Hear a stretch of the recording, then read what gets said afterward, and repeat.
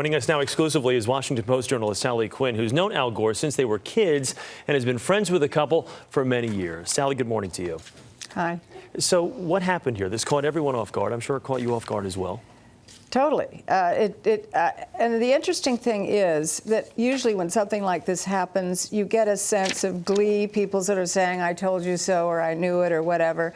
I have only encountered sadness, and as you can imagine, I've been on the phone with friends ever since I heard it yesterday, and everyone feels as though somehow their own marriages have split up.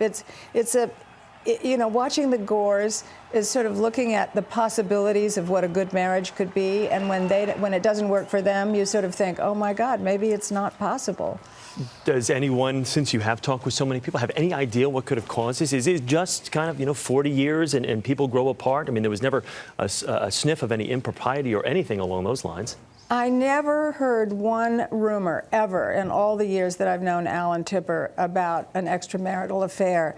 And what I think is that they grew apart. I think what people are saying is absolutely true. I mean, one of the hard things is when you lose, this was their home. You can't live here anymore. And so they were sort of nomads in a way. They went back to Tennessee, but they didn't really live there, and Al traveled a lot.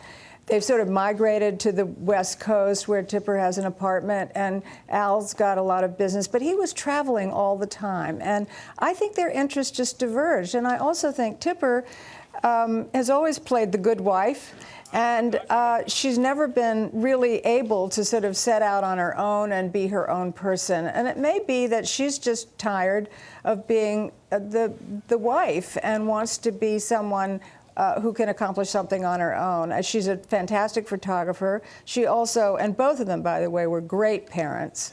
And she spends a lot of time with her children. I think he's on the road constantly. And I just have a feeling that this may be, as sad as it is, it might be a real opportunity for both of them to have, they're only at 60, which is very young, to have a new and different life apart from each other. Do you think Al Gore now moves west? Does he move into the house in Montecito? Do they live on separate coasts? Any idea? Well, I think that they probably will both end up staying close to California. I know they have children in California. They have one daughter in New York, but that seems to be a place. Nashville is a small place, and I think it's, after they've lived in Washington and lived the way they have, it's hard for them to stay there. And the West Coast offers a lot of anonymity where they can travel and see friends and be there without being scrutinized all the time.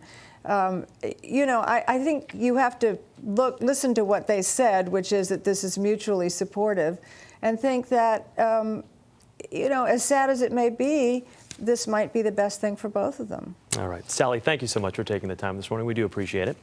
A lot happens early on The Early Show, weekday mornings on CBS.